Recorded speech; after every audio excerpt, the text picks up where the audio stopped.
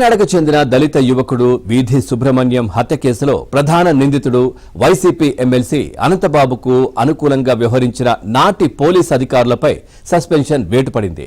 నాడు నిందితుడితో పోలీసులు కుమ్మక్కైనట్లు కనిపిస్తోందని, వారిపై ఇప్పటి ప్రభుత్వమైనా చర్యలెందుకు తీసుకోలేదని సుప్రీంకోర్టు ఘాటు వ్యాఖ్యలు చేయడంతో ఉన్నతాధికారులు స్పందించారు. ఈ కేసులో పరిపాలన, పర్యవేక్షణ లోపాలకు బాధ్యులుగా పేర్కొంటూ నాడు డీఎస్పీలుగా పనిచేసిన వి భీమారావు, పి మురళీకృష్ణారెడ్డి, సిఐ ఆకుల మురళీకృష్ణ, ఎస్ఐ సతీష్ బాబును సస్పెండ్ చేస్తూ ప్రభుత్వ ముఖ్య కార్యదర్శి కుమార్ విశ్వజిత్ ఉత్తర్వులు జారీ చేశారు. వీరిపై శాఖాపరమైన విచారణ చేపట్టాలని ఆదేశించారు. సుబ్రహ్మణ్యం మృతదేహంపై ఎర్రమట్టి, ఇసుక కనిపించినా అప్పటి ఎస్పీ రవీంద్రనాథ్ బాబుకు పట్టలేదు. అపార్ట్మెంట్ గేటు దగ్గర అనంతబాబు క్షణికావేశంలో తోయడం వల్ల పడిపోయి చనిపోయాడని చెప్పుకొచ్చారు.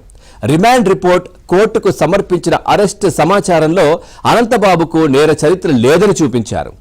అతనిపై రౌడీ షీట్ ఉండగా వైసీపీ ప్రభుత్వం వచ్చాక తొలగించుకున్నారు. మరో 17 కేసులు ఉన్నాయి. కొన్ని రుజువు కాలేదు, మరికొన్ని కొట్టేశారు. కేసు విచారణకు నవంబర్ 30లోగా పూర్తి చేయాలని సుప్రీంకోర్టు ఆదేశించడంతో అనంతబాబు శుక్రవారమే అజ్ఞాతంలోకి వెళ్లిపోయారు. భార్య లక్ష్మీదుర్గ కొన్ని రోజులుగా పరారీలోనే ఉన్నారు. ఆమె హైకోర్టులో ముందస్తు బెయిల్కు దరఖాస్తు చేశారు.